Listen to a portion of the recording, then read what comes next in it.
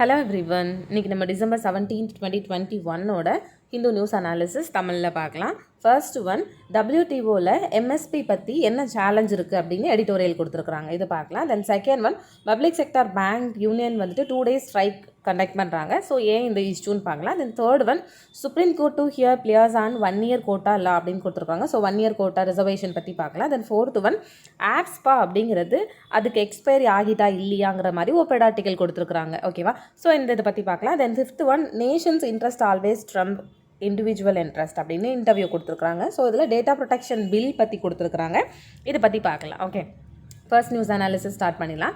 First எம்எஸ்பினா என்னென்ன நம்மளுக்கு எல்லாருக்குமே தெரியும், பட் இன்னொரு டைம் ரிவிஷன் பண்ணலாம். எம்எஸ்பி அப்படிங்கிறது எப்போல்லாம் வந்துட்டு ப்ரைஸ் இன்ஸ்டெபிலிட்டி ஆகுதோ ஸோ அப்போல்லாம் ஃபார்மர்ஸ் அஃபெக்ட் ஆகக்கூடாது அப்படிங்கிறதுக்காக கவர்மெண்ட் கொண்டு வந்த ஸ்கீம் தான் இந்த மினிமம் சப்போர்ட்டிவ் ப்ரைஸ். ஏன்னா நம்மளுக்கு தெரியும், இப்போ ஒரு தடவை அதிகமான ஹார்வெஸ்ட் இருந்துச்சு அப்படின்னா அப்போ என்ன ஆகிரும்னா நிறைய பொருட்கள் விளையும் போது பொருட்களுடைய விலை ரொம்பவே கம்மியாகிடும். ஒரு வேளை இந்த தடவை வந்துட்டு 1 கிலோ தக்காளி வந்துட்டு வெறும் 5 ரூபாய்க்கு விற்கிதுன்னு வச்சுக்கலாம். ஏன்னா நிறைய ப்ரொடக்ஷன் நிறைய தக்காளி இருக்குதுன்னா அது அழிஞ்சு போகக்கூடிய பொருள் இல்லையா? ஸோ 5 ரூபாய்க்கு விற்கிறாங்கன்னு வச்சுக்கலாம். அடுத்த தடவை ஃபார்மர் வந்துட்டு அந்த தக்காளி விதைப்பாங்களா? மாட்டாங்க. ஏன்னா 5 rupeesக்கு எதுக்கு இவ்வளோ கஷ்டப்படணுன்ட்டு. அப்படியே எல்லா ஃபார்மரும் நினச்சாங்கன்னா அந்த தடவை தக்காளி விலையை போடுவாங்களா? மாட்டாங்க. அப்போ என்ன ஆகிரும்னா பொருட்கள் வந்துட்டு ஹார்வெஸ்ட் ரொம்ப குறைஞ்சிரும். அந்த டைமில் ப்ரைஸ் வந்துட்டு ராக்கெட் அளவு போயிடும். 1 கிலோ தக்காளி 150 ரூபான்னு போயிடும் இல்லையா? ஸோ அந்த மாதிரி ப்ரைஸ் இன்ஸ்டெபிலிட்டி இருக்கக்கூடாது அப்படிங்கிறதுக்காக தான் இந்த ஸ்கீம் கொண்டு வந்திருப்பாங்க. ஓகேவா? ஸோ இப்போ மார்க்கெட் பொறுத்த வரைக்கும் மார்க்கெட்டில் இருக்கிற சப்ளை, அப்புறம் மார்க்கெட்டோட இன்டெகிரேஷன் இல்லாதது, தென் இன்ஃபர்மேஷன் அசைமெட்ரி, இந்த மாதிரி விஷயங்கள்னால தான் மார்க்கெட் பொறுத்த வரைக்கும் ப்ரைஸ் இன்ஸ்டெபிலிட்டி இருக்குது. ஏன்னா ஃபார்மர்ஸ்க்கு வந்துட்டு எது குட் சீட் பேட் சீட் அப்படிங்கிற ஒரு இன்ஃபர்மேஷன் வந்துட்டு எல்லாருக்கும் ஒரே மாதிரி போய் சேர்றது இல்லை. இதெல்லாம் மேஜர் ப்ராப்ளம்ஸ். ஓகேவா? ஸோ அதனால தான் கவர்மெண்ட் என்ன பண்ணுவாங்கன்னா ஃபார்மர்ஸ் கிட்ட இருந்து ஒரு குறிப்பிட்ட ரேட்டுன்னு சொல்லி அந்த ரேட்டில் க்ராப்பை பர்ச்சேஸ் பண்ணுவாங்க. ஓகேவா? ஸோ மார்க்கெட் ரேட் எதாக இருந்தாலும் பரவாயில்ல, அதை விட கூடவாக இருந்தாலும் பரவாயில்ல, கம்மியாக இருந்தாலும் பரவாயில்ல, கவர்மெண்ட் வந்துட்டு இப்போ சோயிங் சீசனுக்கு முன்னாடியே இந்த எம்எஸ்பியை அனௌன்ஸ் பண்ணிடுவாங்க. சோயிங் சீசன் முன்னாடினா அந்த விதைக்கிற காலத்துக்கு முன்னாடியே நாங்கள் இவ்வளோ ரேட்டில் உங்களை எங்ககிட்ட இருந்து இந்த இதை நாங்கள் ப்ரொக்யூர் பண்ணிக்குவோன்ற மாதிரி சொல்லியிருப்பாங்க. ஸோ அதுதான் எம்எஸ்பி. ஓகேவா? ஸோ இப்போ வந்துட்டு இந்த எம்எஸ்பிக்கும் WTOவில் இந்த ப்ராப்ளம் என்னன்னு பார்க்கலாம். WTO பொறுத்த வரைக்கும் அக்ரிமெண்ட் ஆஃப் அக்ரிகல்ச்சர் அப்படின்னு ஒன்று வந்துட்டு உருகே ரவுண்டில் 1995 வந்துட்டு சைன் பண்ணியிருப்பாங்க. ஏன்னா இப்போ அந்த டைமில் இண்டஸ்ட்ரியலைஸ்டு கண்ட்ரிஸ் என்ன பண்ணுவாங்கன்னா அவங்களோட ஃபார்மர்ஸ்க்கு எவ்வளோ நாள் அவங்களால காசு கொடுக்க முடியும், மானியம் கொடுக்க முடியும், அதிகமான மானியம் கொடுக்கறதுனால அப்போ அங்கே இண்டஸ்ட்ரியலைஸ்டு கண்ட்ரீஸ்லாம் அக்ரிகல்ச்சர் ப்ரொடக்ஷன் வந்து சர்ப்ளஸில் இருக்கும், அதிகமாக இருக்கும் இல்லையா? அது போக அந்த இண்டஸ்ட்ரியலைஸ்டு கண்ட்ரி என்ன பண்ணுறாங்கன்னா எக்ஸ்போர்ட் சப்சிடியும் கொடுக்குறாங்க. அப்போது மற்ற கண்ட்ரிக்கு வந்துட்டு எக்ஸ்போர்ட் பண்ணுறதுக்கு அவங்களுடைய ஓன் ஃபார்மருக்கு இன்சென்டிவ் கொடுக்கும்போது குளோபல் லெவலில் வேர்ல்டு மார்க்கெட்டில் எக்ஸஸான ப்ரொடக்ஷன் இருக்கும். ஸோ அப்போ என்ன ஆகும்னா குளோபலில் அக்ரிகல்ச்சரோட ப்ரைஸ் வந்து குறைய ஆரம்பிச்சிடும். இதுதான் வந்து கான்செப்ட். ஓகேவா? ஸோ இதை தடுக்கணுங்கிறதுக்காக தான் இந்த அக்ரிமெண்ட் ஆன் அக்ரிகல்ச்சர் வந்து சைன் பண்ணியிருப்பாங்க. ஸோ அதில் 3 boxes உண்டு. ஒன்று green box, blue box, then amber box. Okay, so green box அப்படிங்கிறது இந்த பாக்ஸில் கொடுக்குற மானியங்கள் எதுவுமே இப்போ ட்ரேடை வந்து பாதிக்காது. ஓகேவா? ஸோ வந்துட்டு ட்ரேடை பாதிக்காத மானியம் கொடுத்தாங்கன்னா அது வந்து க்ரீன் பாக்ஸ் கீழே வரும். ஸோ இதுக்குன்ட்டு கொடுக்குற மானியத்துக்கு எந்த ஒரு லிமிட்டும் கிடையாது. கவர்மெண்ட் இந்த ஸ்கீம் கீழே எவ்வளோ நாளும் அவங்களுடைய ஃபார்மர்ஸ்க்கு சப்சிடி கொடுத்துக்கலாம். ஓகேவா? எக்ஸாம்பிள் ரிசர்ச் ஃபண்டிங்காக, ஃபார்மரோட ட்ரைனிங்காக, அக்ரிகல்ச்சர் எக்ஸ்டென்ஷன் ப்ரோக்ராம்காக, பெஸ்ட் கண்ட்ரோல் பண்ணுறதுக்காகலாம் எவ்வளோ வேணாலும் வந்து மானியம் கொடுத்துக்கலாம். இதெல்லாம் ட்ரேடை வந்து வேர்ல்டு லெவலில் பாதிக்காது இல்லையா? எக்ஸாம்பிள் இந்தியாவுடைய PM கிசான் சம்மன் நிதி, அதாவது ஃபார்மருக்கு இன்கம் சப்போர்ட் கொடுக்குற ஸ்கீமும் இந்த க்ரீன் பாக்ஸுக்கு கீழே தான் வரும். ஓகேவா? ஸோ இது அனெக்ஷர் 2ல் இருக்குது. தென் இப்போ ப்ளூ பாக்ஸ் அப்படிங்கிறது இதில் ப்ரொடக்ஷன் லிமிட்டிங் சப்சிடிஸ் அப்படி சொல்லுவாங்க. ஏன்னா இதுக்கு நம்ம பெஸ்ட் எக்ஸாம்பிள் நார்வேயில் கவு சப்சிடி பற்றி பார்க்கலாம். நார்வேயில் ஃபஸ்ட்டு 23 கவு வாங்குற வரைக்கும் என்ன பண்ணுவாங்கன்னா கவுக்குன்னு மானியம் வந்து அந்த கவர்மெண்ட் கொடுப்பாங்க. எப்போ வந்துட்டு ஒரே ஃபார்மர் 24வது கவு வாங்க ஆரம்பிக்கிறாரோ அதுலேருந்து 50 கவு வாங்குற வரைக்கும் அவங்க ஆல்ரெடி கொடுத்துட்டு இருந்த மானியத்தில் பாதி மானியம் ஆக்கிடுவாங்க, 50% ஆக்கிடுவாங்க. ஏன்னா ஒரு ஃபார்மரே நிறைய கவு வச்சுருக்கக்கூடாது அப்படிங்கிறதுக்காக. ஓகேவா? ஸோ அதான் வந்துட்டு ப்ரொடக்ஷன் லிமிட்டிங் சப்சிடிஸ். இப்போ இதுவும் வந்துட்டு ட்ரேடை பாதிக்காது. ஓகேவா? ஸோ இதுவும் வந்து நான் ட்ரேட் டிசார்டிங் அப்படின்னு தான் நம்ம சொல்லுவோம்.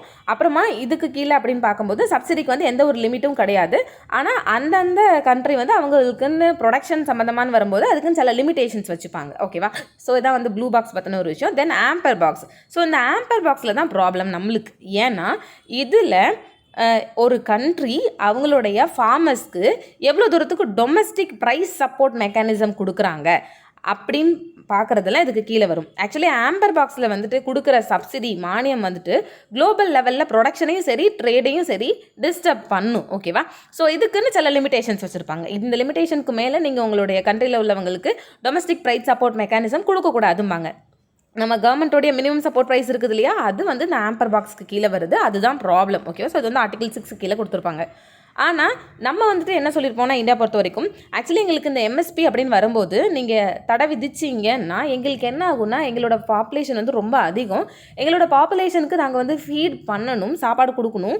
ஏன்னா நாங்கள் முக்கியமாக பிடிஎஸ் மூலமாக தான் கொடுக்குறோம் இல்லையா, ஸோ ரேஷனிங் மூலமாக தான் கொடுக்குறோம். அதுக்கு வந்து மினிமம் சப்போர்ட் ப்ரைஸ் வந்து ஃபார்மர்ஸ்க்கு கண்டிப்பாக தேவை அப்படின்ற மாதிரி நம்ம சொல்லியிருப்போம். ஓகேவா? ஸோ அதனால தான் வந்துட்டு அவங்க என்ன கொண்டு வந்திருப்பாங்க அப்படின்னா, இதில் வந்துட்டு ஆம்பர் பொறுத்த வரைக்கும் டி மினிமிஸ் லெவல் அப்படின்னு ஒன்று இருக்கும். ஓகேவா? ஸோ ஃபஸ்ட் ஒன் வந்துட்டு இந்த ஏஎம்எஸ் அப்படிங்கிறது எப்படி பார்க்கலான்னா, இந்த ஆம்பர் பாக்ஸில் இங்கே லிமிட்னு ஒன்று இருக்குது இல்லையா, இந்த லிமிட்டை எப்படி ஃபிக்ஸ் பண்ணுவாங்க அப்படின்னு பார்க்கலாம். ஓகேவா?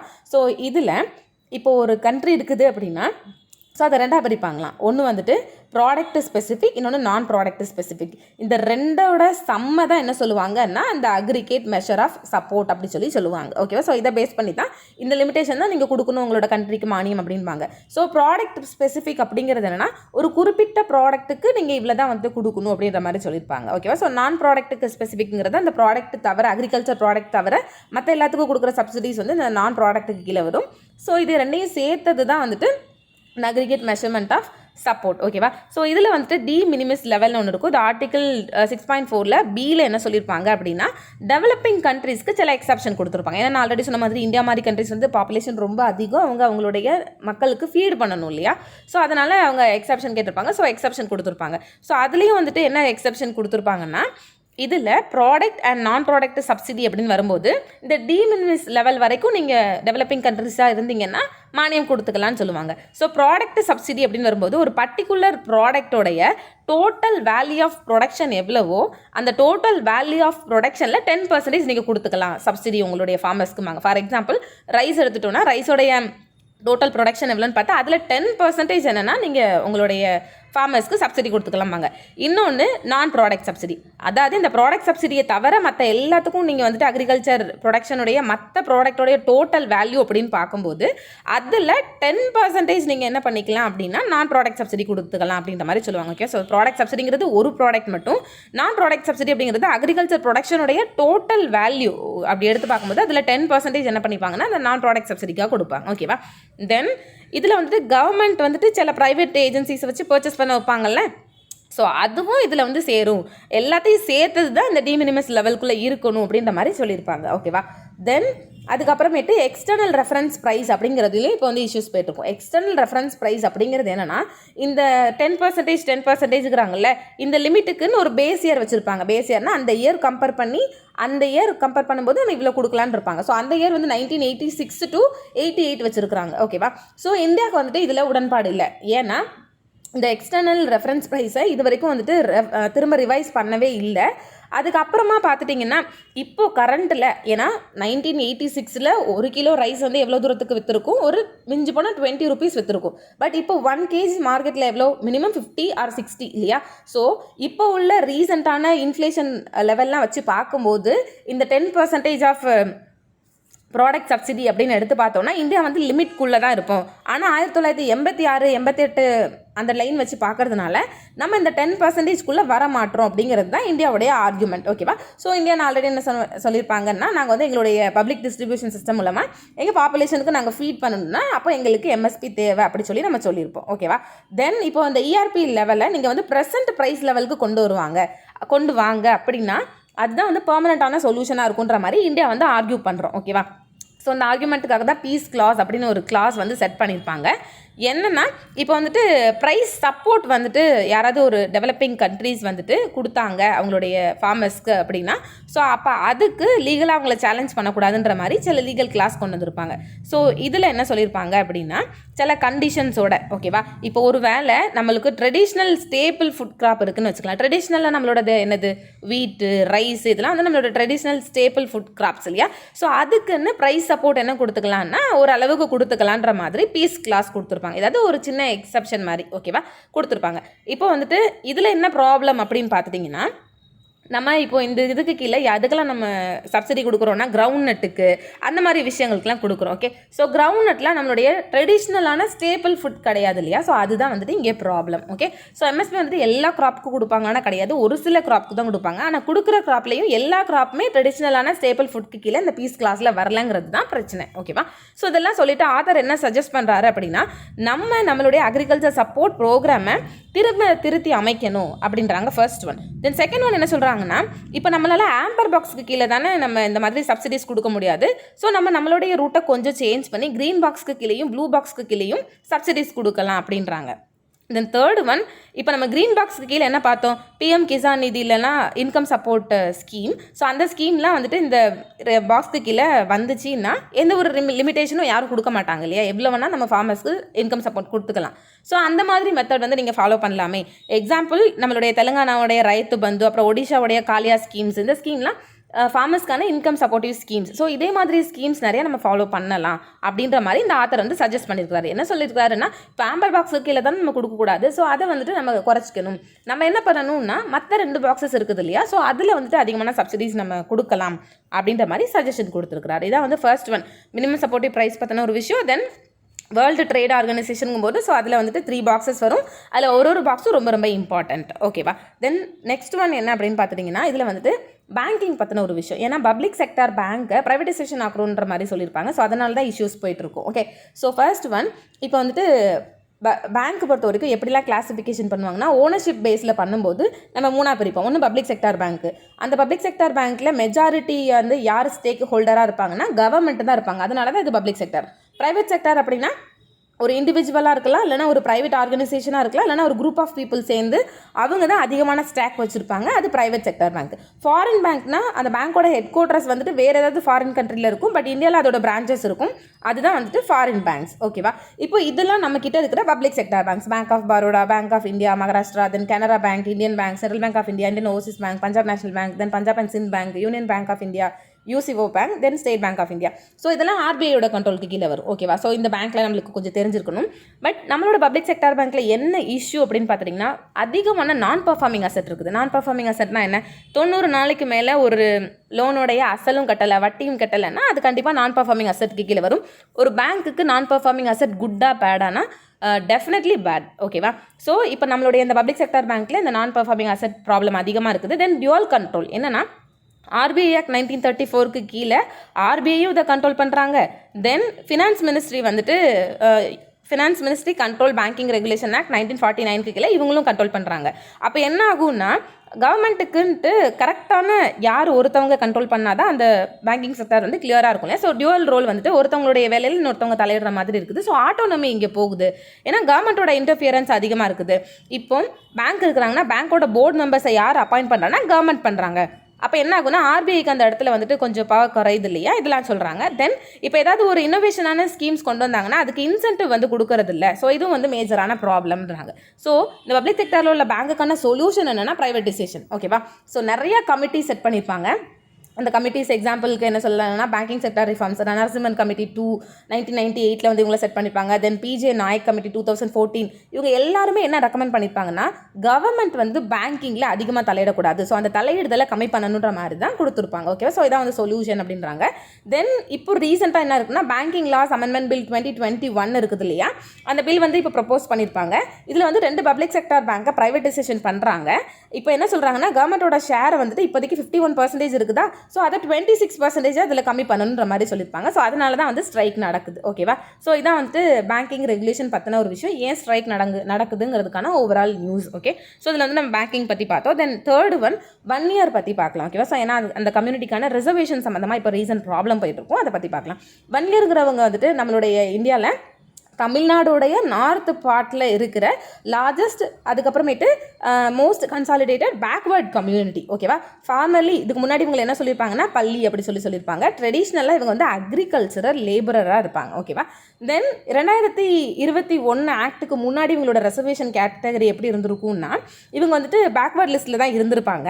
ஆனால் 1987 1 இயர் சங்கம் வந்துட்டு ஒரு அஜிடேஷன் லான்ச் பண்ணியிருப்பாங்க. ஓகே, ஸோ அந்த கலவரத்தின் விளைவாக இவங்க என்ன சொல்லியிருப்பாங்கன்னா, எங்களுக்கு செப்பரேட் மாடரேட்டான ரிசர்வேஷன் வந்து 20% வேணும் அப்படின்ற மாதிரி சொல்லியிருப்பாங்க. ஓகேவா. தென் 1989 அந்த 20% வேணும்னு இருப்பாங்கல்ல, அதை வந்து கவர்மெண்ட் பார்ஷியலாக கொடுத்துருப்பாங்க. பார்ஷியல்னா பாதின்னு அர்த்தம். ஓகேவா. ஸோ எப்படின்னா இப்போ பிசி கோட்டா பொறுத்த வரைக்கும் இந்திரா சாஹானி கேஸில் என்ன சொல்லியிருப்பாங்க, 50% ரிசர்வேஷன் வந்து ஸ்டேட் கொடுக்கலாம் அப்படின்ற மாதிரி சொல்லியிருப்பாங்க இல்லையா. பட் தமிழ்நாடோட ரிசர்வேஷன் வந்து 69%. இதில் வந்து பிசி கோட்டாக்குன்ட்டு 50% கொடுக்கலான்னு இருப்பாங்கல்ல, அந்த 50%ல் 20% வந்து யாருக்கு அலோகேட் பண்ணியிருப்பாங்கன்னா எம்பிசிக்கு அலோகேட் பண்ணியிருப்பாங்க. எம்பிசி அண்ட் டிஎன்சி, அதாவது டீநோட்டிஃபைடு கம்யூனிட்டிஸ்க்கு. ஸோ இந்த 50%ல் 20% வந்து இந்த மாதிரி எம்பிஸ்க்கும் டீநோட்டிஃபைட் கம்யூனிட்டிக்கும். ஸோ அந்த எம்பிசியில் தான் யாரை வச்சுருப்பாங்கன்னா 1 year அவங்கள வச்சுருப்பாங்க. ஓகேவா. ஸோ அப்போ இவங்களுக்கு 20% ரிசர்வேஷன் கிடச்சிட்டு, ஆனால் 20% எக்ஸ்க்ளூசிவாக இவங்களுக்கு மட்டும் கிடச்சிருக்காது, மற்ற எம்பிசி தென் டிஎன்சி கேட்டகரியில் உள்ளவங்களுக்கும் கிடச்சிருக்கும். ஓகேவா. ஸோ அதான் வந்து 1989 கொடுத்தது. ரீசெண்டாக இப்போ February 2021 1 year ரிசர்வேஷன் ஆக்ட் அப்படின்னு ஒரு ஆக்ட் எனாக்ரேட் பண்ணியிருப்பாங்க. ஸோ அதில் என்ன சொல்லியிருப்பாங்கன்னா, இந்த 20% ரிசர்வேஷன் வந்து இந்த எம்பிசிக்கும் டிஎன்சிக்கும் கொடுத்துருக்காங்க இல்லையா. ஸோ அதில் எக்ஸ்க்ளூசிவாக 10.5% ஜாப் வந்து பப்ளிக் சர்வீஸ்லையும் தென் எஜுகேஷனல் இன்ஸ்டிடியூஷன்லையும் எக்ஸ்க்ளூசிவாக யாருக்கு கொடுத்துருப்பாங்கன்னா 1 year சத்திரிய குலத்திற்கு கொடுத்துருப்பாங்க. ஓகேவா. அப்புறம் மிச்ச 7% யாருக்கு கொடுத்துருப்பாங்கன்னா இந்த டிஎன்சியோட சப்டிவிஷனுக்கு கொடுத்துருப்பாங்க. அப்புறம் 2.5% தான் எம்பிசிஸ்க்கு கொடுத்துருப்பாங்க. ஓகேவா. ஸோ ஃபஸ்ட்டு 20% எல்லாருக்கும் சேர்த்து கொடுத்துருப்பாங்க டோட்டலாக. அதுக்கப்புறம் அந்த 20% இவங்களுக்கு இவ்வளோ பர்சன்டேஜ் அப்படின்ற மாதிரி பிரித்து கொடுத்துருப்பாங்க. அதில் மேஜர் போர்ஷன் வந்துட்டு இவங்களுக்கு 1 yearக்கு கொடுத்துருப்பாங்க. ஓகேவா. தென் November 2021 வந்துட்டு மெட்ராஸ் ஹைகோர்ட் என்ன சொல்லியிருப்பாங்கன்னா, இந்த ஆக்ட் ஆக்சுவலி அன்கான்ஸ்டிடியூஷனல் அப்படின்ற மாதிரி சொல்லியிருப்பாங்க. ஓகேவா. ஏன் அப்படின்னு சொல்லி ரீசன் பார்க்கலாம். ஏன்னா இப்போ ரீசெண்டாக கூட மராத்தா கம்யூனிட்டிக்கு கொடுத்த ரிசர்வேஷனையும் இந்த மாதிரி கேன்சல் பண்ணியிருப்பாங்கல்ல. ஸோ இந்த மாதிரி 1 year குலத்துக்கு கொடுத்ததையும் November 1 அன்கான்ஸ்டிடியூஷனல் சொல்லியிருப்பாங்க.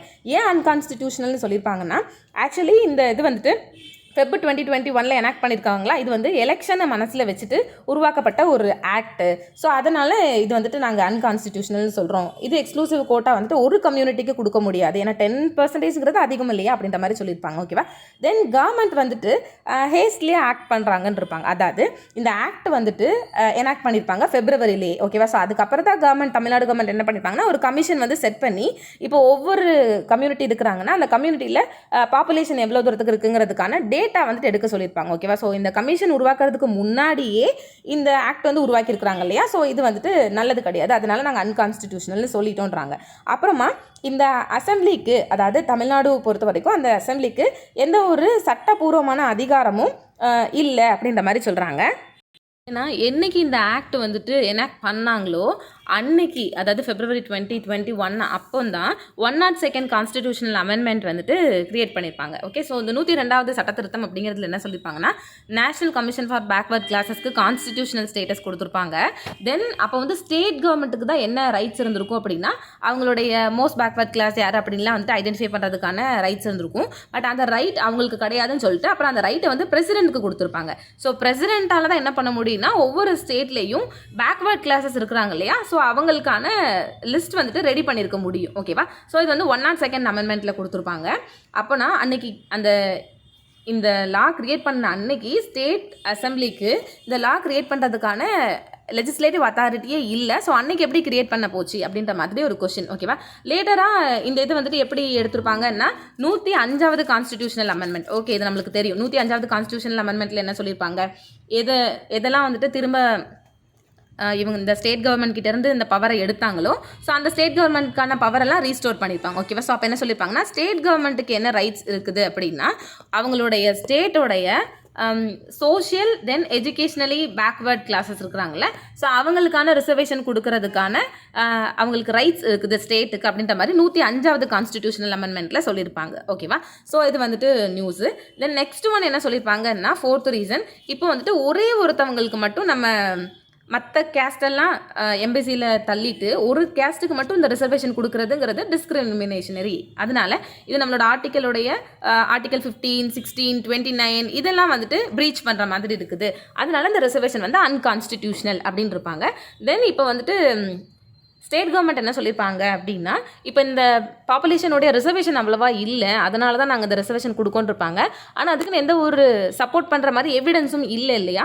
ஸோ அதனால் இது அன்கான்ஸ்டிடியூஷனல் அப்படி சொல்லியிருப்பாங்க. ஓகேவா. ஸோ அதெல்லாம் ஏன் அன்கான்ஸ்டிடியூஷனல் இந்த ரிசர்வேஷன் அப்படின்ற மாதிரி சொல்லியிருப்பாங்க. அதனால் இந்த ரிசர்வேஷன் வந்துட்டு இன்னும் கரெக்டாக ரிசல்ட் வர வரைக்கும் இதுக்கான ரிசர்வேஷன் யாரும் கொடுக்கக்கூடாதுன்ற மாதிரி சொல்லியிருப்பாங்க. ஓகேவா. ஸோ இதான் வந்து இதில் முக்கியமான ஒரு விஷயம்.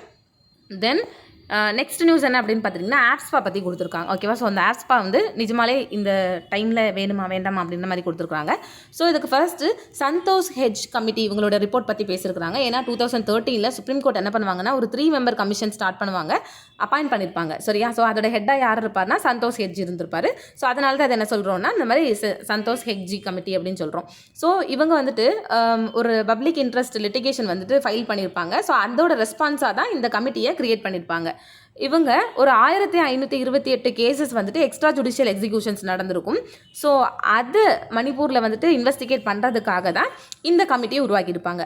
அதாவது 1978 2010 வரைக்கும் 1500க்கும் மேற்பட்ட extra judicial investigation, extra judicial எக்ஸிக்யூஷன்ஸ்லாம் நடந்திருக்கும். அது வந்துட்டு இவங்க பண்ணுவாங்க. ஓகேவா? ஸோ அப்படி வந்துட்டு பண்ணும்போது இவங்க என்ன கண்டுபிடிச்சிருப்பாங்கன்னா ஒரு 6 கேஸை வந்துட்டு என்கவுண்டர் அப்படின்ற மாதிரி சொல்லியிருப்பாங்க. ஓகேவா? ஸோ ஆனால் சம்டைம்ஸ் என்ன சொல்லியிருப்பாங்கன்னா அது வந்து டெத்து அப்படின்ற மாதிரி போலீஸ் வந்து மேட்சப் பண்ணியிருப்பாங்க இந்த ஆப்ஸ்பா. ஓகேவா? ஸோ ஒரு வேளை இது வந்துட்டு என்கவுண்டரா இல்லைன்னா வேணும்னே வந்து கொல்லப்பட்டதா அப்படின்ற மாதிரி பார்த்துருப்பாங்க. அப்படி பார்த்தப்போ இப்போது செக்யூரிட்டி ஃபோர்ஸஸ் இருக்கிறாங்க இல்லையா? ஸோ செக்யூரிட்டி ஃபோர்ஸஸ் வந்து மணிப்பூரில் உண்மையிலே தேவைதானா இல்லையா, அந்த ஆப்ஸ்பா வந்து என்ன மாதிரி ரோல் ப்ளே பண்ணுறாங்கன்னு பார்க்கறதுக்காகவும் இந்த கமிட்டியை வந்து உருவாக்கியிருப்பாங்க. ஓகேவா? ஸோ அப்போ இந்த கமிட்டி என்ன ஃபைண்ட் பண்ணியிருப்பாங்கன்னா இந்த எல்லா 6 கேஸுமே எக்ஸ்ட்ரா ஜுடிஷியல் எக்ஸிக்யூஷன்னா சட்டத்துக்கு புறம்பாக அவங்கள வந்து கொண்டிருப்பாங்க. ஓகேவா? யாருன்னா ஆப்ஸ்பா தான் அவங்க இந்த மாதிரி பண்ணியிருப்பாங்க. தென் மணிப்பூரில் இருக்கிற செக்யூரிட்டி ஃபோர்ஸஸ் இருக்கிறாங்க இல்லையா, அவங்க வந்துட்டு இந்த ஆக்டை ரொம்ப அப்யூஸ் பண்ணியிருப்பாங்க அப்படின்ற மாதிரி சொல்லுவாங்க. ஓகேவா? ஏன்னா இந்த ஆப்ஸ்பா வந்துட்டு மணிப்பூரில் ரொம்ப நாளாக இருந்ததுனால ஒரு கட்டத்தில் அதுவே இந்த வேலையே பயிரமேஞ்ச கதையாக இருக்கும். ஓகேவா? ஸோ அவங்களே வந்துட்டு அந்த ஆப்ஸ்பாவில் உள்ள லீடர்ஸ் அந்த எல்லாரும் என்ன பண்ணியிருப்பாங்கன்னா அந்த மக்களெல்லாம் வந்துட்டு துன்புறுத்துறது, அந்த பொண்ணுங்களெல்லாம் தரக்குறைவாக நடத்துறது, இந்த மாதிரி விஷயங்கள் வந்துட்டு அங்கே போயிருக்கும். அதனால மணிப்பூரில் கூட ஒருத்தவங்க வந்துட்டு ரொம்ப நாளாக ஃபாஸ்டிங் இருந்திருப்பாங்க. ஓகேவா? ஸோ அதனால தான் இந்த விஷயம் வந்துட்டு வெளியே வெளிச்சத்துக்கு வந்து தெரிய ஆரம்பிச்சிருக்கும். ஓகே, தென் அதுக்கப்புறமேட்டு இந்த சந்தோஷ் கமிட்டி வந்துட்டு ஆல்ரெடி ஜீவன் ரெட்டி கமிட்டி சொன்னதை ஆமாம் அப்படின்ற மாதிரி ஒத்துருந்துருப்பாங்க. ஸோ என்ன சொல்லியிருப்பாங்கன்னா ஆப்ஸ்பா அப்படிங்கிறது இப்போ ரீசெண்டாக அப்ரெஷனுடைய ஒரு சிம்பலாக மாறிடுச்சு. அதே மாதிரி ஹேட் அப்படிங்கிற ஒரு விஷயம் ரொம்ப அதிகமாகிடுச்சு அவங்களுக்கு நடுவில். அதே மாதிரி ரொம்ப டிஸ்கிரிமினேஷன், அதுக்கப்புறமேட்டு ரொம்ப இந்த ஆதிக்கத்தில் இருக்கிறவங்க ரொம்ப அவங்களுடைய மக்களுக்கு அகெயின்ஸ்டாக அவங்களுடைய அதிகாரத்தை பயன்படுத்துறது, இந்த மாதிரி விஷயங்கள் அதிகமாகிடுச்சுன்ற மாதிரி இந்த ஜீவன் ரெட்டி கமிட்டி சொல்லியிருப்பாங்க. இது ஆமாம் அப்படின்ற மாதிரி சந்தோஷ் கமிட்டி வந்து அக்ரி பண்ணியிருப்பாங்க. ஓகேவா? ஸோ இது வந்துட்டு அப்போ தான் ஃபர்ஸ்ட் டைம் நம்மளுக்கு தெரியும் ஓகே ஆப்ஸ்பா அப்படிங்கிறவங்க அவங்களுடைய பவர் எல்லாம் வந்துட்டு அந்த ஆக்ட் மூலமாக மீறிக்கிறாங்க நிறைய பேர் அப்படின்ற மாதிரி கொண்டு வந்திருப்பாங்க. ஓகேவா? ஸோ இந்த armed forces special protection act அப்படிங்கிறது அதனால் எந்த ஒரு இம்பேக்டோ இல்லைனா ரொம்ப லிட்டிலான இம்பேக்ட் தான் இருக்குது. ஏன்னா இன்னமும் கூட ஒரு 32 மிலிட்டன் ஆர்கனைசேஷன் வந்துட்டு மணிப்பூரில் இருந்துட்டு தான் இருக்குது. ஸோ அப்போ நம்ம ஆப்ஸ்பா கொண்டு வந்து எதுக்குன்ற மாதிரி நிறைய பேர் கொஸ்டின் கேட்டிருப்பாங்க. அப்புறம் இன்னொன்று என்ன சொல்லியிருப்பாங்கன்னா செக்யூரிட்டி ஃபோர்ஸோடைய பவரை ரொம்ப அதிகப்படுத்தினது பிரச்சனை ஆகிடுச்சு. ஏன்னா இப்போ ரொம்ப அதிகமான பவர் இருக்க போய் தான் மக்களையும் வந்து அவங்க என்ன பண்ண ஆரம்பிச்சிடுறாங்கன்னா கொல்ல ஆரம்பிச்சிடுறாங்க. இப்போ ரீசெண்டாக கூட என்ன பார்த்துருப்போம்னா ஒரு 14 சிவிலியன்ஸை வந்து நாகாலாந்தில் வந்து கொண்டிருப்பாங்க. ஃபஸ்ட்டு வந்துட்டு இப்போ தீவிரவாதிகள் அங்கே வர்றாங்க அப்படின்ற மாதிரி அவங்களுக்கு வந்துட்டு நியூஸ் கிடச்சிருக்கும். அப்புறம் இல்லை அந்த நியூஸ் போலி அப்படின்ற மாதிரி சொல்லியிருப்பாங்க இல்லையா, நம்ம ஒரு கொஞ்ச நாளுக்கு முன்னாடி தான் அதை பற்றி பார்த்துருப்போம். ஓகே, ஸோ அந்த மாதிரி விஷயங்கள் நிறைய நடக்குது இல்லை சொல்கிறாங்க. தென் ஆப்ஸ்பாவுடைய செக்ஷன் 3 அப்படின்றது வந்துட்டு ரொம்ப ஒரு சர்ச்சைக்குரிய கிளாஸாக இருக்குது. ஏன் அப்படின்னா டிஸ்டர்ப்டு ஏரியான்னு நிறைய ரீஜனை இந்த செக்ஷன் 3க்கு கீழே கொடுத்துருக்குறாங்க. ஆனால் அது எவ்வளோ நாளைக்கு இந்த இது வந்து டிஸ்டர்ப்டு ஏரியாவில் இருக்குங்கிற மாதிரி இல்லை. இப்போது டைம் லிமிட்டே இல்லாமல் ஒரு ஏரியா டிஸ்டர்ப்டு ஏரியான்னு சொல்கிறது ரொம்ப பெரிய தவறு நடைபெறதுக்கு ஏதுவான இடமா இருக்குது இந்த இடம் அப்படின்ற மாதிரி சொல்கிறாங்க. ஓகேவா? ஸோ இதெல்லாம் சொல்லிட்டு இந்த கமிட்டி என்ன ரெக்கமெண்டேஷன் கொடுத்துருப்பாங்கன்னா 2013 டெரரிசம் அப்படின்னு எடுத்து பார்க்கும்போது முக்கியமாக நிறைய பேர் வந்துட்டு எப்போல்லாம் யூத் பீப்புள் வந்துட்டு ஜாப் இல்லாமல் இருக்கிறாங்களோ டெரரிஸ்ட் என்ன பண்ணுறாங்கன்னா அவங்களுக்கான ஜாப் கிரியேட் பண்ணி கொடுத்து அவங்கள வந்துட்டு அந்த சைடு இழுக்கிறாங்க. ஸோ இந்த டெரரிசம் அப்படிங்கிறது அன்எம்ப்ளாய்மெண்ட் அப்படிங்கிற ஒரு விஷயத்தில் தான் அதிகமாக சார்ந்திருக்குது, ஐடியாலஜி அப்படிங்கிறத விடன்னு இருப்பாங்க. ஸோ ஸ்டேட் கவர்மெண்ட் என்ன பண்ணணும்னா ரொம்ப துரிதமான இன்க்ளூசிவ் கவர்மெண்ட்டாக இருக்கணும் அப்படின்ற மாதிரி சொல்லியிருப்பாங்க. தென் இப்போ வந்துட்டு ஒரு ஆக்ட், அதாவது ஆப்ஸ்பா வந்துட்டு இருக்கலாம், அது வேணான்னு சொல்லலை. ஏன்னா எந்த இடத்துலலாம் நேஷனல் செக்யூரிட்டி பாதிக்கப்படுதோ அந்த இடத்துல ஆப்ஸ்பா இருக்கலாம். பட் அந்த இடத்துல வந்துட்டு உண்மையிலே அது தேவையா இல்லையா அப்படிங்கிறதுக்கான ரெலவன்சி வந்து பார்க்கணும். இப்போ சில இடத்துல இம்ப்ளிமெண்ட் பண்ணிவிட்டு அதுக்கப்புறம் அதை வந்து எடுத்திருப்பாங்க. ஓகேவா? ஸோ அந்த மாதிரி நம்ம என்ன பண்ணலாம் அப்படின்னா எடுத்துக்கலாம் அப்படின்னு சொல்லியிருப்பாங்க. அப்புறமேட்டு இப்போது ஒரு ஸ்டேட் இருக்குது அப்படின்னா ஸோ அந்த ஸ்டேட் கீழே எதெல்லாம் ரொம்ப அதிகமான ஏரியா வந்துட்டு ஆப்ஸ்பான்னு சொல்லியிருக்காங்களோ ஒரு குறிப்பிட்ட காலத்துக்கு அடுத்து என்ன பண்ணணும்னா டீநோட்டிஃபை பண்ணணும் அப்படின்ற மாதிரி சொல்கிறாங்க. ஓகே, தென் அதுக்கப்புறமேட்டு இப்போ ஆர்மி ஹெட் குவார்ட்டர்ஸ் இருக்குது அப்படின்னா ஸோ அங்கே வந்துட்டு எதெல்லாம் வந்துட்டு பண்ணலாம், எதெல்லாம் வந்து ஆர்ம்டு பீப்புள் பண்ணக்கூடாதுங்கிறதுக்கான சட்ட சம்பந்தமான விஷயங்கள் அங்கே எழுதியிருக்கணும் அப்படின்ற மாதிரி சொல்கிறாங்க. ஓகேவா? தென் சுப்ரீம் கோர்ட் வந்துட்டு Naga people movement for human rights அதில் வந்து என்ன சொல்லியிருப்பாங்கன்னா, இப்போ யாரெல்லாம் வந்துட்டு ஆர்மி ஆக்டுக்கு கீழே ஆர்மில் இருக்கிறாங்களோ, ஸோ ஆர்மி பீப்புளெலாம் இதெல்லாம் பண்ணணும், இதெல்லாம் பண்ணக்கூடாதுங்கிறதுக்கான பைண்டிங், அதாவது அவங்க அந்த ரூல் படி நடந்தே ஆகணும் அப்படின்னு இருந்தால் மட்டும்தான் என்ன பண்ண முடியும்னா, அந்த ஆர்ம்டு பீப்புள் வந்து மக்களை வந்துட்டு எந்த ஒரு டிஸ்டர்பும் பண்ண மாட்டாங்க. அப்படி யாராவது வந்துட்டு அந்த டூஸ் அண்ட் டோன்ஸை மீறினாங்கன்னா அவங்களுக்கு பனிஷ்மெண்ட் கொடுக்கணுன்ற மாதிரி சொல்லியிருப்பாங்க அந்த நாகா பீப்புள் மூவ்மெண்ட்டில். ஓகேவா? ஸோ அந்த மாதிரி நம்ம வந்து கொண்டு வரலாம் அப்படி சொல்லி இந்த ஆப்ஸ்பால கொடுத்துருக்காங்க. ஓகேவா? ஸோ அதுக்கப்புறம் இன்னொன்று சொல்கிறாங்கன்னா, இப்போ வந்துட்டு கமாண்டர்ஸ் இருக்கிறாங்கன்னா, ஸோ அவங்களோட எக்ஸாக்ட் ரெஸ்பான்சிபிலிட்டி என்ன, டியூட்டிஸ் என்ன, அவங்களோட ரோல் என்னங்கிறதுக்கான கிளியரான டெஃபினிஷன் நம்மளுக்கு வேணும் அப்படின்னு சொல்கிறாங்க. தென் இப்போ வந்துட்டு நம்ம எந்த ஒரு பாலிசி கிரியேட் பண்ணாலுமே பீப்புள் ஃப்ரெண்ட்லியாக அதை வந்து கிரியேட் பண்ணணும் அப்படின்னு சொல்கிறாங்க. ஓகேவா? ஸோ போலீஸும் சரி, பாலிசியும் சரி, எல்லாமே வந்துட்டு பீப்புள் ஃப்ரெண்ட்லியாக இருக்கணும் அப்படின்ற மாதிரி கொடுத்துருப்பாங்க. சரியா? ஸோ ஆப்ஸ்பா அப்படிங்கிறது ரொம்ப அர்ஜென்ட்டான இடத்துலலாம் தேவைப்படுறது தான். ஆனால் கூட இதுதான் டூஸ், இதுதான் டோன்ட் அப்படின்றதுக்கான கரெக்டான ரிலவன்ஸ் அங்கே இருக்கணும் அப்படின்றாங்க. தென் ஆப்ஸ்பா பொறுத்த வரைக்கும் சிக்கிமில் அது கிடையாது. ஓகேவா? ஸோ இது ரொம்ப இம்பார்ட்டண்ட்டான ஒரு விஷயம். ஏன்னா இப்போ நார்த் ஈஸ்ட்டில் ஃபுல்லாக இருக்குது அப்படின்னு நம்ம நினச்சிட்டு இருப்போம். பட் சிக்கிமில் ஆப்ஸ்பா வந்து கிடையாது. அப்புறம் ஆப்ஸ்பா பொறுத்த வரைக்கும் ரெண்டாக நம்ம பிரிக்கலாம். ஒன்று வந்து ஜம்மு அண்ட் காஷ்மீருக்கானது தனியாக இருந்துருக்கும். ஓகேவா? ஸோ அது வந்துட்டு தனியாக அது கூட இதை நம்ம குழப்பிக்கக்கூடாது. அதுக்கப்புறம் இன்னொன்று வந்து ஆப்ஸ்பா. ஸோ ஆப்ஸ்பா அப்படிங்கிறது வந்துட்டு இது வந்து எக்ஸாக்டாக நார்த் ஈஸ்ட்டுக்கானது. ஓகேவா? ஸோ மற்றது வந்து ஜம்மு அண்ட் காஷ்மீருக்கானது. இப்போ வந்துட்டு அந்த ஜம்மு காஷ்மீரை வந்து ஸ்டேட்டை 2 யூனியன் டெரிட்டரியாக பிரிச்சிட்டோம். ஸோ ஜம்மு அண்ட் காஷ்மீருக்கும் அது பொருந்தும், லடாக்குக்கும் அது பொருந்தும். ஓகேவா? ஸோ இதான் வந்துட்டு ஆப்ஸ்பா பற்றின ஒரு விஷயம். தென் நெக்ஸ்ட் ஒன் என்னன்னா, டேட்டா ப்ரொடெக்ஷன் பில் பற்றி கொடுத்துருக்காங்க. ஸோ இதில் வந்து சில ரெக்கமெண்டேஷன்ஸ் கொடுத்துருக்காங்க. Okay, so data protection bill பற்றி நம்ம நிறைய டைம் பார்த்துட்டோம். இதில் வந்துட்டு இப்போ ஒரு இண்டிவிஜுவல் பீப்புள் நம்ம இருக்கிறோம் அப்படின்னா, ஸோ நம்மளோட டேட்டாவை யாரெல்லாம் யூஸ் பண்ணலாம் அப்படிங்கிறதுக்குன்ட்டு நம்மக்கிட்ட பெர்மிஷன் வாங்கி தான் யூஸ் பண்ணணும். ஆனால் கூட சம்டைம்ஸில் என்ன பண்ணலான்னா, பர்சனல் டேட்டா அப்படிங்கிறது அந்த பர்சனலாக யூஸ் பண்ணுறவங்களுக்கு தெரியாமலே ப்ரீச் பண்ணலாம் அப்படின்ற மாதிரி கிளாஸும் இதில் இருக்கும். தென் சோஷியல் மீடியா இன்டர்மீடியேட்டரிஸ், ஸோ இவங்க வந்து யூசர்ஸ்க்கும் யார் வந்துட்டு இன்ஃபர்மேஷன் ஷேர் பண்ணுறாங்களோ அவங்களுக்கும் 2 பேருக்கும் நடுவில் வந்துட்டு இருக்கிறவங்க தான் இந்த சோஷியல் மீடியா இன்டர்மீடியேட்டரிஸ். தென் டேட்டா ப்ரொடெக்ஷன் அத்தாரிட்டின்னு ஒருத்தவங்க வந்து இதுக்கு கீழே வச்சிருப்பாங்க. ஏன்னா இப்போ ஒரு இண்டிவிஜுவல் இருக்கிறாங்கன்னா, ஸோ இண்டிவிஜுவலோட இன்ட்ரெஸ்ட்டை ப்ரொடெக்ட் பண்ணுறதுக்காக தான் இந்த மாதிரி அத்தாரிட்டி உருவாக்கியிருப்பாங்க.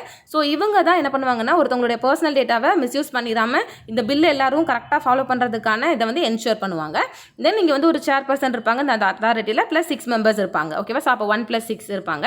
தென் இதுக்கு சில எக்ஸப்ஷன் உண்டு. என்னன்னா, சென்ட்ரல் கவர்மெண்ட் என்ன பண்ணலாம்னா, ஆக்ட் மூலமாக இந்தந்த ஏஜென்சிஸ்க்கெலாம் வந்துட்டு இது செல்லாது, பொருந்தாதுன்ற மாதிரி சொல்லலாம். அதே மாதிரி இப்போ எந்தெந்த டைம்லலாம் நம்மளோட நேஷனல் இன்ட்ரெஸ்ட் இல்லைனா நம்மளோட செக்யூரிட்டி வந்து கன்சர்னில் எடுத்துக்கிறோமோ, நம்மளுடைய சாவர்னிட்டி, இன்டெகிரிட்டி, தென் மற்ற ஃபாரின் ஸ்டேட்ஸ் கூட நம்ம வச்சுக்கிற ஃப்ரெண்ட்லி ரிலேஷன்ஸ், ஸோ இதெல்லாம் நம்ம மனசில் வச்சுட்டு இந்த என்டிட்டிக்கெலாம் அது செல்லாதுன்ற மாதிரியும் சொல்லலாம். ஓகேவா? தென் இந்த அமெண்ட்மெண்ட் வந்து எதில் கொண்டு வந்திருப்பாங்கன்னா, ஐடி ஆக்ட் 2000 அதை அமெண்ட்மெண்ட் பண்ணி தான் இந்த டேட்டா ப்ரொடெக்ஷன் பில் வந்து கொண்டு வந்திருப்பாங்க. இது நம்ம நிறைய டைம் பார்த்துருக்கோம். இது வந்து ஒரு டைம் குயிக் ரிவிஷன் பண்ணியாச்சு. ஓகேவா? ஸோ டேட்டா ப்ரொடெக்ஷன் பில் அப்படிங்கிறது ஒருத்தவங்களுடைய பர்சனல் டேட்டாவை ப்ரொடெக்ட் பண்ணுறதுக்காக கொண்டு வரப்பட்ட ஒரு விஷயம். அதே மாதிரி டேட்டா ப்ரொடெக்ஷன் அத்தாரிட்டியையும் இது வந்து எஸ்டாப்ளிஷ் பண்ணுது. ஓகேவா? தென் இப்போ என்ன இருக்குன்னா, அதுக்காக ஒரு கமிட்டி செட் பண்ணியிருப்பாங்க. ஸோ அந்த கமிட்டி வந்துட்டு என்ன அப்சர்வ் பண்ணியிருப்பாங்க, என்ன ரெக்கமெண்ட் பண்ணியிருக்காங்கன்னு பார்க்கலாம். Okay, so parliamentary committee on personal data protection bill 2019 என்ன அப்சர்வ் பண்ணியிருப்பாங்கன்னா, இப்போ பர்சனல் டேட்டாக்குன்னு ஒரு இது கொண்டு வந்தாச்சு. ஸோ நான் பர்சனல் டேட்டாக்குன்னு ஒரு லா வந்து நம்ம கண்டிப்பாக கொண்டு வரணும் அப்படின்றாங்க. இல்லைனா எது பர்சனல் டேட்டா, எது பர்சனல் இல்லாத டேட்டா அப்படின்னு நம்மளால் டிஸ்டிங்கிஷ் பண்ணுறது ரொம்ப கஷ்டமாக இருக்கும் அப்படின்ற மாதிரி சொல்கிறாங்க. அப்புறமா இப்போ எல்லா டேட்டாவையும் ஒரு சிங்கிள் டேட்டா ப்ரொடெக்ஷன் அத்தாரிட்டி மூலமாக நம்ம வந்துட்டு கண்ட்ரோல் பண்ணணும். ஸோ அப்போ தான் வந்துட்டு இதோடைய கண்ட்ரோல் கரெக்டாக இருக்கும் அப்படின்றாரு. தென் அதுக்கப்புறம் இன்னொன்று என்ன சொல்லியிருப்பாங்கன்னா, இப்போ வந்துட்டு நம்மளோட டேட்டாவை வந்து ஸ்டோர் பண்ணி வைக்கிற இடத்த தான் நம்ம என்ன சொல்லுவோம்னா டேட்டா ஃபியூடிஷரி அப்படி சொல்லுவோம். ஓகேவா? ஸோ அவங்க ஒரு வேளை இப்போ வந்துட்டு டேட்டா யூஸ் பண்ணுற நம்ம, ஓகேவா, ஸோ நம்ம பீப்புள் எல்லாம் என்ன சொல்லுவோம்னா பிரின்சிபல் அப்படி சொல்லுவோம். ஓகேவா? ஸோ நம்மளுடைய டேட்டாவை வந்து ப்ரீச் பண்ணிட்டாங்க அப்படின்னா, ஸோ அந்த மாதிரி இன்ஸ்டன்சஸ்லாம் யார் தான் நம்மக்கிட்ட வந்து சொல்லுவாங்கன்னா, அதுக்குன்னு அத்தாரிட்டி இருப்பாங்க. அதாவது இந்த இருக்கிறாங்க இல்லையா, ஸோ இந்த டிபிஏ இவங்க தான் வந்துட்டு என்ன சொல்லுவாங்கன்னா, மக்கள்கிட்ட இப்போ என்னோட டேட்டாவை ப்ரீச் பண்ணியிருப்பாங்கன்னா என்கிட்ட வந்து அந்த டேட்டாவை ப்ரீச்சை சொல்லலாமா வேணாமா அப்படிங்கிறத யார் முடிவு பண்ணுவாங்கன்னா இந்த அத்தாரிட்டி தான். ஓகேவா? ஸோ இதுலேயும் வந்து சில கன்சர்ன் இருக்குது இந்த ப்ரொசீஜரில் அப்படின்ற மாதிரி இந்த கமிட்டி வந்து அப்சர்வ் பண்ணி என்ன ரெக்கமெண்டேஷன் கொடுத்துருப்பாங்கன்னா, இப்போ டேட்டா யூஸ் பண்ணுற நம்மளுடைய ப்ரைவசியை ப்ரொடெக்ட் பண்ணணும், அது ஃபர்ஸ்ட் இம்பார்ட்டன்ட் அப்படின்றாங்க. இன்னொன்று, என்னோட டேட்டாவை யாரோ ப்ரீச் பண்ணிட்டாங்கன்னு வச்சுக்கலாம். ஓகேவா? ஆனால் அந்த டேட்டா ப்ரீச் பண்ண விஷயத்தினால நான் ஏதோ ரொம்ப நாள் கழிச்சு என்கிட்ட வந்துட்டு அந்த சொல்கிறதுனால அந்த இடப்பட்ட டைமில் நான் பாதிக்கப்பட்டிருக்கேன் அப்படின்னு வச்சுக்கலாம். ஓகேவா? ஸோ அப்போ ஏன் வந்து இவ்வளோ நாள் கழிச்சு என்கிட்ட அந்த விஷயத்த வந்து சொன்னாங்க அப்படிங்கிறதுக்கான விஷயத்த யார் தான் ரீசனபிளான வேல்யூ ரீசன் கொடுக்கணும் அப்படின்னா இந்த டேட்டா ஃபிடியூஷரி இவங்க தான் கொடுக்கணும் அப்படின்ற மாதிரி சொல்கிறாங்க. ஓகேவா? ஸோ ஒருத்தவங்களுடைய டேட்டா ப்ரீச் ஆகிருந்துச்சு அப்படின்னா அந்த டேட்டா வந்துட்டு அந்த ப்ரீச் ஆனது கரெக்டான டைமில் சொல்லிட்டாங்களா இல்லை சொல்கிறதுக்கு ரொம்ப டைம் எடுத்துக்கிட்டாங்களாங்கிறத இந்த டேட்டா ஃபிடியூஷரி தான் என்ன பண்ணணும்னா அந்த பிரின்சிபல் கிட்ட போய் சொல்லணும். தென் ஒவ்வொரு டேட்டா ப்ரீச்க்கான அந்த என்ட்ரிஸை நம்ம மெயின்டைன் பண்ணணும் அப்படின்ற மாதிரி சொல்கிறாங்க. ஸோ ஒரு கட்டத்தில் ரொம்ப டேட்டா ப்ரீச் ஆகிடுச்சு அப்படின்னா ஸோ அப்போ அந்த என்டிட்டியை நம்ம கரெக்டாக குறிச்சு வச்சுக்கணுன்ற மாதிரி சொல்கிறாங்க. ஓகே, தென் வேறு தேர்ட் அப்சர்வேஷன் என்ன சொல்லிப்பாங்கன்னா டேட்டா லோக்கலைசேஷன் ரொம்ப இம்பார்ட்டன்ட். இப்போ நம்மளுடைய நேஷனல் செக்யூரிட்டி அப்படிங்கிறது தான் நம்ம எல்லாரோட ப்ரைவசிக்கும் முன்னாடி உள்ள ஒரு விஷயம் இல்லையா? ஸோ நேஷனல் செக்யூரிட்டியை மனசில் வச்சுட்டு ஒருத்தவங்களோட டேட்டாவை நம்ம ப்ரீச் பண்ணலாங்கிறதுக்கும் இருக்குது ரைட்ஸ். ஓகேவா? ஸோ இப்போ என்ன பண்ணலாம் அப்படின்னா இப்போ நம்மளுடைய பிஸ்னஸை வந்துட்டு ப்ரமோட் பண்ணணும் அப்படிங்கிறதுக்காக நம்மளுடைய நேஷனல் செக்யூரிட்டி அப்படின்ற ஒரு விஷயத்தை காம்ப்ரமைஸ் பண்ண முடியாது. அதனால சில என்ன ரெக்கமெண்டேஷன்ஸ் கொடுத்துருப்பாங்கன்னா செக்ஷன் 33, 34ல் சில அமெண்ட்மெண்ட் கொண்டு வரணும். 33ல் என்ன கொண்டு வரணும்னா இப்போ சில டேட்டா வந்து இந்தியாவுக்கு வெளியில் நம்ம வந்துட்டு பர்சனல் டேட்டாவை ட்ரான்ஸ்ஃபர் பண்ணுறாங்கன்னா ஸோ அப்போ அந்த டேட்டா நம்மளோட லோக்கலையும் ஸ்டோர் பண்ணப்படணும் அப்படின்றாங்க. தென் டேட்டா ட்ரான்ஸ்ஃபர் வந்து இந்தியாவுக்கு வெளியில் நடந்துச்சு அப்படின்னா ஸோ அப்போ கண்டிப்பாக என்ன செய்யணும்னா நம்மளுடைய டேட்டா பிரின்சிபல், அதாவது நம்ம மக்கள் இருக்கிறாங்க இல்லையா, ஸோ அவங்களுடைய எக்ஸ்பிளிசிட் கன்சென்ட்டோட அவங்களோட ஒப்புதலோட தான் என்ன பண்ணணும்னா டேட்டா வந்துட்டு outside the India transfer பண்ணணும் அப்படின்ற மாதிரி சொல்லுவாங்க. ஓகேவா? தென் இப்போ வந்துட்டு ஃபாரின் என்டிட்டிஸ்லேருந்து நம்மக்கிட்ட நம்மளோட இன்ஃபர்மேஷன்லாம் ஸ்டோர் பண்ணி வச்சுருப்பாங்களே, ஸோ அதோடைய மிரர் காப்பியை இப்போ ஒரு வேளை அது சென்சிட்டிவான கிரிட்டிக்கலான பர்சனல் டேட்டாவாக இருந்துச்சுன்னா கண்டிப்பாக அதோட மிரர் காப்பியை நம்ம குறிப்பிட்ட டைமுக்குள்ளே இந்தியாவுக்கு வந்துட்டு கொண்டு வரணும் ஃபாரின் என்டிட்டிஸ் அப்படின்ற மாதிரி கொடுத்துருப்பாங்க. ஸோ இது மேண்டேட்டரி அப்படின்றது முக்கியமான ஒரு விஷயம். தென் சென்ட்ரல் கவர்மெண்ட் வந்துட்டு கண்டிப்பாக என்ன பண்ணணும்னா இந்த மாதிரி டேட்டா லோக்கலைசேஷனை லெட்டர் அண்ட் ஸ்பிரிட் மூலமாக கண்டிப்பாக ஃபாலோ பண்ணி ஆகணும் அப்படின்ற மாதிரி கொடுத்துருக்கணும். இதான் வந்து டேட்டா ப்ரொடெக்ஷன் பற்றின ஒரு விஷயம். ஓகேவா? ஸோ டேட்டா அப்படின்றது விஷயம் வந்துட்டு ப்ரீச் ஆகுமா அப்படின்னு நினைப்போம். ஆப்வியஸ்லி இது நிறைய டைம் ஆகும். ஏன்னா நம்ம வந்துட்டு ஒரு டைம் கூகுளில் என்ன சர்ச் பண்ணுறோமோ, இப்போ நான் வந்து ஒரு வாலெட் சர்ச் பண்ணுறேன்னு வச்சுக்கலாம். ஓகேவா? அதுக்கடுத்து நான் ஏதாவது வந்து கூகுள் பண்ணும்போது என்னோட சஜஷனில் வந்துட்டு ஆடில் என்ன விழும் நீங்கள் நினைக்கிறீங்க? இந்த வேலட் சம்மந்தமான விஷயங்கள் தான் விழும். நம்ம என்ன கூகுள் பண்ணுறோமோ அது விஷயம். ஸோ அப்போ அது கூட வந்து ஒரு டேட்டா ப்ரீச் தான். ஓகேவா? ஸோ வாட்ஸ்அப்பில் கூட இப்போ கூட சேஞ்ச் பண்ணதுக்கு அப்புறமேட்டு நீங்கள் வந்து எங்களோட டேர்ம்ஸ் அண்ட் கண்டிஷன் அக்ரி பண்ணுறீங்களா? நம்ம அக்ரி பண்ணினா தான் அது அவங்க வந்து நம்மளுடைய டேட்டா வந்துட்டு எடுத்துக்க முடியும் இல்லையா? ஸோ அந்த மாதிரி தான். ஸோ இது சம்மந்தமான விஷயங்கள் தான் இந்த டேட்டா ப்ரொடெக்ஷன் பில் இருக்குது. போக போக எப்படி இந்த நியூஸ் பற்றி கண்டிப்பாக எடிட்டோரியல் கொடுப்பாங்க. ஸோ அப்போ அதுக்கு மேலே பார்த்துக்கலாம். ஓகேவா? ஓகே, இன்னைக்கு நியூஸ் அனாலிசிஸ் அவ்வளோ. தேங்க்யூ ஸோ மச் ஃபார் வாட்சிங். Have a great day.